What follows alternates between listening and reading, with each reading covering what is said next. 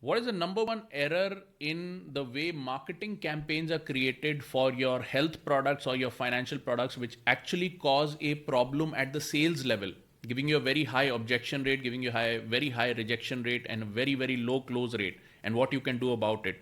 What is the a special problem with these products? If you're selling a third party product, what does a third party product mean? If some company is creating the product and you're just selling it as a distributor. So we're going to go into that. What is the exact sales issue that is caused because of a marketing defect? We're going to go into the sales issue. How can you fix this sales issue and still get good closing rates? I'm going to be teaching you a hack. And then finally, I want to go with, in fact, I want to start with the 4 secrets of third party products that you should know if you're selling a health product like a networking product or something, if you're selling a financial product like a mutual fund, insurance, trading platform, financial advisory, or something like that. What are the problems that happen in this kind of an engagement with a third party product that you need to know about so that you can create the mindset and just frame the interaction properly with the prospect so you get a good closing rate. All right, let's get started. My name is Dr. Rajat Sinha. I'm a medical doctor turned sales strategist. And my story is that right from the time of medical college, I've been selling products on commission, which is third party products. And I had an amazing, amazing mentor who taught me tactical sales to a very, very deep level. So a lot of the learning I'm sharing with you comes from my mentors. However, I did not get very early success in the first few years. And later I went on to work for a market research company where my CEO became my next mentor. And my CEO was an absolute wizard at marketing strategy, at product strategy, and how do you utilize all of that to build a company and startup scaling and things like that. And those are the different skills that I learned from my next mentor. These skills were around the actual sales skills. So while you're doing tactical sales, you're good at sales. All of these outer factors actually affect your sales closing rate and your sales performance. And later, if you're an entrepreneur, how do you scale your company or your business?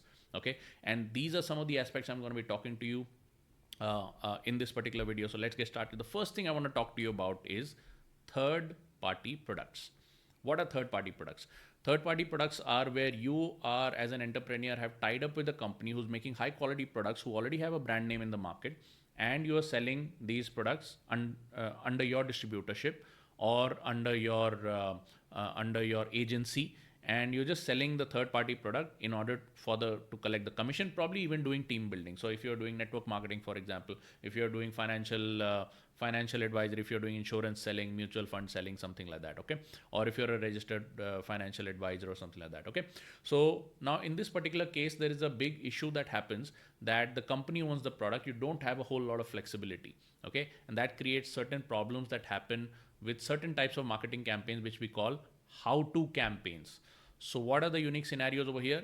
If you're selling a health and financial product, if it is a third party product, and if the company is teaching you a how to campaign to run to your circle of influence, or to the people that you're finding via cold contacting every day, going out doing cold prospecting, or the company is running such campaigns on Facebook or something like that. So company is running maybe a how to lose weight campaign on Facebook, company is running on how to make money, how to save money campaign on TV or something like that, or the company is teaching you that you should go out and talk to people. Hey, if you want to lose weight or if you want to get healthy, this is how you can do it, and that's how you introduce your product.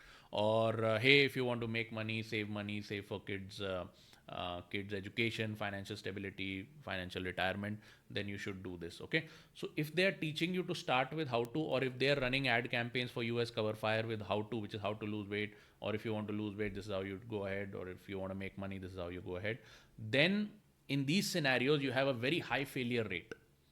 I'll go into that why.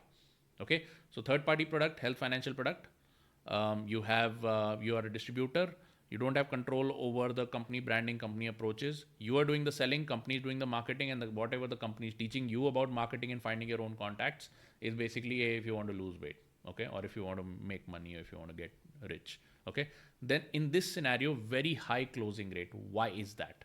Okay, why is that? Now these how to campaigns is something called bottom of the funnel campaign. Okay, middle of the funnel to bottom of the funnel campaign. What happens is that when you go to somebody and say how to lose weight, we are assuming that the person is already has a knowledge that they are overweight and that it is a problem, or that they already have probably a associated disorder like probably diabetes or something like that. Similarly, if you say how to make money, you assume that people already know that they have a problem with their money. Okay, if you're going to somebody who says how to get rich, you already assume that the person is trying to get rich, and they have realized that they are not able to get rich. That's when they're going to be looking. So these are called bottom of the funnel prospects. Ideally, you will have problem aware, solution aware prospects, because they know that they've already looked around. If you have somebody with an associated condition like diabetes, they're already seeing a doctor. If somebody already knows I'm overweight, they're probably already doing some pranayam at home, or probably joined a gym or something like that. Probably looking at YouTube videos, how to eat healthy and all of those things. So it's a problem aware, solution aware prospect. And in most cases, it's a competition aware prospect also. What is a competition aware prospect? They already tried something, already done some YouTubing, already tried a diet, already gone to the gym, or in the case of Make Money, they've already tried some Make Money initiative, probably already invested some money, probably already did some Make money by clicking a button, kind of a forex trading kind of an app or something. They've tried a couple of things. Okay, so it's a problem aware, solution aware, competition aware kind of a prospect that these campaigns are meant for. Nothing wrong with that. Nothing wrong with that, because bottom of the funnel prospects have the highest closing rate. 25 to 40% closing rate. Okay, so why is it that you're not getting a good closing rate with these prospects? Ideally, if you are doing this kind of a business, you will find your closing rate is less than 10%, less than 5%, probably less than 2%. Even 20 years ago, when the internet was not as sophisticated, I have done it and I had less than 3%, 2% closing rate. Okay, so why is it? These are some of the best prospects, red hot buyers. Why is it that you have a low closing rate? Okay, we're going to go into that. So first, let's first go to my screen, and I want to go into what are the 4 types of problems that are occurring in this scenario. So once you understand what is the uniqueness that in this particular engagement that is causing the problem, then we'll go to a hack that you can probably fix. Okay, so let's go over here, and the first thing is problems with how-to campaigns. We're going to discuss problems with how-to campaigns, and the first problem that I'm going to discuss is that your product is commoditized. In a how-to campaign, you never sell a commoditized product. In a how-to campaign, you never sell a commoditized product. What's a commoditized product? People in a bottom of the funnel, they buy guarantees. Okay, just remember that. People in the top of the funnel buy vision. People in the middle of the funnel buy the argument, which could be a vehicle. But people at the bottom of the funnel who have tried something, didn't work for them, they're still looking, still in pain, they buy guarantees. And with a commoditized product, there is no guarantee. Okay, there is no guarantee. That means people buy uniqueness, people buy customization, people buy, hey man, you're going to help me, I'm in pain, I don't believe half of these things didn't work for me. So they're already in an incredulous state of mind. In commoditized product, they've already seen it. Somebody already has shown, they already know somebody in their family who already has this kind of product. They already seen it, they don't think it'll work, or they may have tried it didn't work. Commoditized product will not get the game going because there is too much banner blindness and there's too much resistance. Okay, let's go to the second number. Second number is there is no guarantee. Again, no guarantee with this kind of product. So first of all, there is resistance and banner blindness, and next, people buy guarantee. There is no guarantee with this product. Why? Because the company has said the product may be working, the product may be great. The company is said, I don't want any trouble with government norms and things like that, so please do not give any guarantees. Government has got strict laws about health products, make money products, financial products, anything. Products are working fine. Market is giving returns for make money products. You have health products that actually get the job done. Many big companies, if you're tied up with some of the world's biggest or India's biggest companies, they have amazing products. But you cannot give a guarantee, and you are a third-party distributor, so anyway, company doesn't allow you. Okay, so first of all, banner blindness is the problem. You can't introduce a commoditized product in a bottom of the funnel. And the second thing is you cannot give a guarantee. What's the third item? These products are something called subscription products. Subscription products. Insurance is a subscription product. They have to pay every year. Mutual fund is a subscription product. SIP, they have to pay every month. Protein powder, vitamins are essentially subscription products. They have to eat every single month. Name of the game is subscription products. Now, subscription products are amazing things to have in a marketing funnel. But ideally, subscription product comes at the far end of a marketing funnel. Always remember that. When you're going to ask the client or customer to pay monthly, This kind of product really needs a very solid bond before you can introduce a subscription product. All big companies, all good marketing strategies involve a subscription product at the far end of the funnel. That means you need other products in front of it in order to build that trust. You need to get the money out of the pocket, test the prospect for paying value. Then you got to deliver against those monies that the prospect have paid you. Relations become tight. Then you can start introducing other products at the back end. But in your case, you are a distributor. The only product you have is this subscription product, the insurance policy, the mutual fund, the make money plan, or in the case of health influencer, if you're doing the product, the vitamin product or protein powder, weight loss supplement, something like that. These subscription products always come at the far end of a funnel, but in your case, you don't have a funnel because the company owns the product. You only have just the product. That's it. Let me give you an example. When Steve Jobs decided that I'm going to make Apple the biggest, best company in devices, first they tested the prospects or they tested the market with a small product. It's called the iPod. They tested the market. Will people pay for this little device? It's a one-time buy. And then they said, okay, we are going to get you music to listen over here. And that's how they built their iCloud, which is they're going to listen to music through the iCloud and the payments are going to be through it. And they tested it. Then they introduced more products like the iPhone and all of that. And the revenue from the front end sale gave them the money to not only build out the product line, but also get the people's confidence that they're going to pay more and more for like iCloud services. Mostly, people on the Apple environment are paying monthly for some service or the other. So how does Apple really make the money? Apple actually makes the money from the Play Store, rev shares. Okay, Apple, the reason that they sold you the iPod or the reason they sold you the iPhone or the iMac or the MacBook is because they're testing the market, collecting that money upfront, delivering amazing value against that product. And then people get into subscription mode, which is, okay, this product is amazing, I love it, I want to use it even more, let me just buy other things. In your case, the company's already tested the market. If you have a health company and all, 20 years back, they already tested the market. If you have an insurance company, they've already done all of this stuff. Now they just want to push their subscription products. And you're the person that they're using to push these subscription products. And you have no leverage in this game.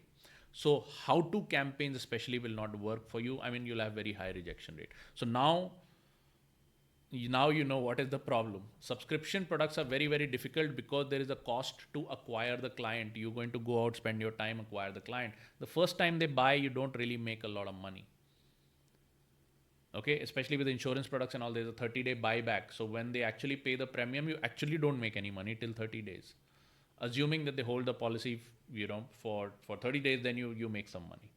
If they don't renew and things like that, you're going to lose money. Because the cost of acquiring a customer is going higher and higher. You get what I'm saying? We think our time is free, but our time is not free. If you're living in a metro city, it costs you 2 lakh rupees a month to live on this planet. If you're spending 200 hours in a working month in your business, then your cost of living is 2 lakh rupees divided by 200. So that's 1,000 rupees per hour. So every hour that you spend looking for this prospect, finding this prospect, spending time with this prospect, following up, getting them to sign, that is the amount you're spending, even if your lead generation is free. Let us say you're targeting circle of influence. Now, if you don't make that kind of money back, or if the prospect doesn't renew their subscription, if you sell, let's say, protein powder, how much money do you make? You actually lose money on the deal with the hope that the prospect is going to love the product so much that it's going to buy forever. But the answer is subscription products are very difficult to sustain. That's why they should come at the far end of a marketing funnel. Okay, next. Always with the bottom of the funnel prospect who has lost confidence because they've tried other things. If you say how to lose weight, it doesn't really grab attention. Even if it grabs attention, you are not going to get a high closing rate. So for ability to get a high closing rate, what I recommend is, because the company is not allowing you to give a guarantee, you should always start by selling a personalized consultation. Selling is the operative word. All of you guys are doing personalized consultations, I know that.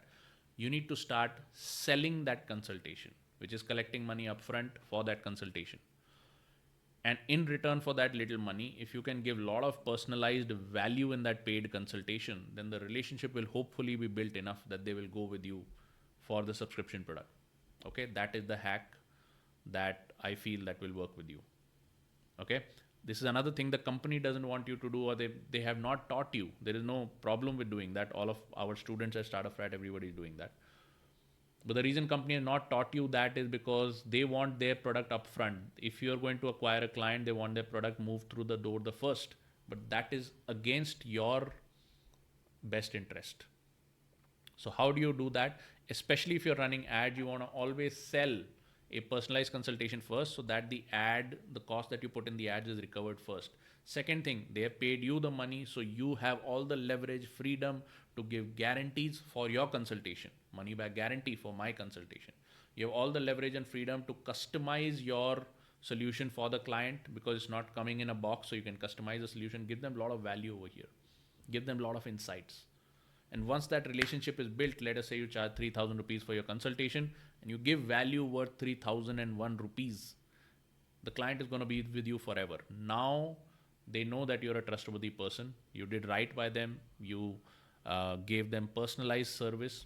You gave them a guarantee. If they didn't like it, you underwrote the deal. And once that stuff is done, then you can go ahead and introduce other products into the equation.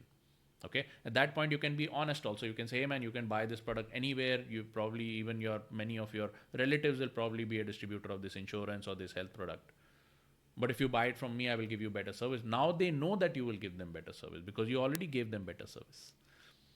So you can hold on to that client even if they have other places to buy the same product.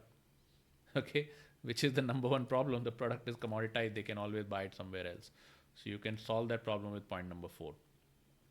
Okay, now I know that some of these things may be a little more complicated for you. I want to give you a simple hack by which you can increase the closing rate in your sales conversations, even if you do not use some of my advanced techniques over here.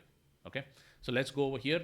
What I'm going to do is I'm going to show you the biggest issue that happens with the way sales calls are structured, and what you can do is to change the way you do the sales call. Let me just open up my screen over here. Now the biggest issue that is there is that the company has said that if they are going to, for weight loss or make money or something, just start with the problem. This is the problem. Let me write P over here, and then give them some idea, and then bring them back to the solution, which is only one solution. Okay, but once you start discussing ideas, remember these are problem aware, solution aware prospects. So you start with the problem, and then you're trying to take them over here to some place where you have only one product, which is the box or the insurance or the mutual fund. But the prospect is taking the discussion in thousands of different directions, and it's very, very difficult to tie down the prospect. Because if you take them to one solution, they're going to have thousands of problems saying, hey man, what about this, what about that? You won't be able to handle the objections. So it's like a bird is trying to fly, but you want to keep the bird flying only inside the room, and you want it to land only on your wrist. That is not going to happen. Wrong way to actually start. That is why how-to campaigns which start with the problem almost never have a very high closing rate. Okay, so what should you do over here? Let's go to another approach that I want to share with you. Okay, let's go over here. Let me just create a nice whiteboard. Lovely. Now what I recommend you do is that you start with their story. Start with 5 or 10 years before they started having the problem. If they have a make money problem, they want to save for their kids education and all, start with their childhood. Start with who paid for their education. So you start with their story or their life story. Okay, if somebody has a health, weight loss issue, start with how long back they had the weight loss issue, when did it start, and start probably 4 or 5 years before that. Start asking them questions about their lifestyle, their life, what was, there are different reasons why people have different problems. Okay, there are many different reasons. There could be a health reason which causes a health problem, which is a metabolic reason. There could be a mental stress reason that causes a health problem. There could be a family problem that causes a health problem. There could be a psychological issue that causes a health problem. There could be financial stress that causes a health problem. Or maybe spiritually they don't have a good relationship with food or their own selves or with their own body. There are multiple different reason. So we never start with the problem solution scenario. We always start with the story, and we start with the point where they didn't have that problem. And from there, we bring them down to their particular problem. Okay, now here is where the problem exists. This is a straight line because this has already happened. This is their history. It's not going to change. At the maximum, there is what's going to happen is that they are not going to divulge certain details. You need to figure out how to get those details out. Okay, use the Mad Money script. And now this is a straight line that is taking them from a story, from their story, which is when they didn't have the problem, to the time they had the problem. This is a straight line. Now, all you have to do is creatively figure out to produce this straight line to the only solution that solves the problem. Ideally, of course, if you listen to me, have a paid consultation in the middle also. Okay, hyper personalized paid consultation. But even if you don't do that, no problem. You just need to draw the line, and you need to just show the client, creatively speaking, how their story about how the problem started leads directly to your solution, to your particular product. Okay. I personally feel this is a little manipulative, of course, but I understand that if you're working with a very good company, they can provide the right solution. If you're motivated enough, if you have already created enough momentum in your business by getting that particular result for some other people, so you're feeling very good about it, you're 100% motivated, you're like, okay, I feel this is the best choice because this company does a good job with these products, I'm going to sell the product, no problem. No problem. Okay, so when you start with this consultative trail from the story to the problem and then lead that directly, you have to creatively just have that logical solution in the mind that you can tell the prospect based on your story. This is the thing that causes the problem, and this thing can be solved simply by my product in 5 days flat, no problem. Of course, you cannot give a guarantee because company not allowed you to give a guarantee. That's fine, but at this point you will have much higher closing rates. It will not be able to beat banner blindness. But if you are able to do a good job and relationship building on this consultation, you can potentially overcome the fact that this is a commoditized item. So anyway, you don't have a very high chance. So you may not have 25 to 40% closing rate over here using this tactic, using this hack. But you can still get, probably even if you get 5% closing rate, maybe 10% closing rate, 8% closing rate, then you should be good enough. It should be a good enough closing rate for you to keep sustaining. Okay, so that is it for this video. I hope you liked it. Please let me know in the comments what other questions I can answer for you. I do have a couple of questions from the last couple of videos that I yet have to make videos. Give me about 2 weeks time and I will make sure I have videos for you. And I look forward to receiving further questions. Let me know how you like this video. Subscribe to my channel. Please share this video with somebody who may need it, especially if they're not your competitors or something like that. Definitely share it to somebody who may need it. And I look forward to seeing you in the next video. Bye-bye.